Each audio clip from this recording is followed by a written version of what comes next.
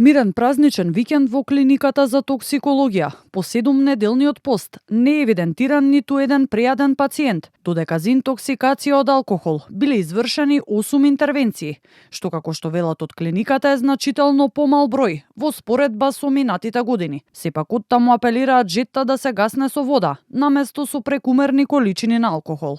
8 пациенти биле истретирани за алкохолна интоксикација, акутна алкохолна интоксикација.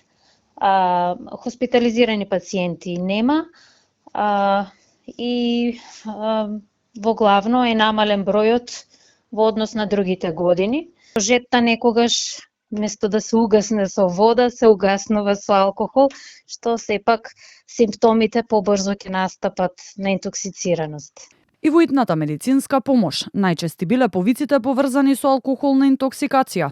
Оттаму велат дека имале намален обем на работа за време на празниците, делумно поради тоа што голем број граѓани за продолжениот викенд заминале надвор од градот. Имало и повици за проблеми со преадување, кои најчесто биле решени со совети по телефон, без потреба од хоспитализација. По постите, лекарите апелираат на особена внимателност и постепено воведување на пообилни оброци. После постовите луѓето сака малце да се уживат и така да имаше проблеми со пренајадување, злоупотреба малце на алкохол и сето тоа, но во глобала можеме да кажеме дека поминавме во добро празнична атмосфера, така да имаше еден мал број на интервенции. После постовите, значи мора да се внимава повремено, полека, постепено да се оди со мрсна храна, пошто се пак од една, да кажем, од еден крај на друг крај поминува и сето тоа знае да придонесе да се влошува состојбата. И според билтенот на МВР, празничниот продолжен викенд во најголем дел поминал мирно, со неколку сообраќајки, а задржан во полициска станица бил прилепчанец, кој возел со над 3 промили алкохол во крвта.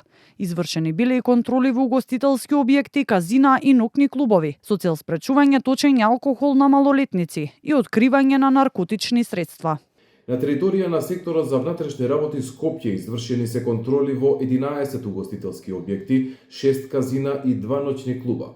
За време на контролата лишени од слобода се 3 лица. Кај 2 при извршен преглед пронајдена е дрога, додека другото лице е лишено од слобода по член 80 од Законот за оружје.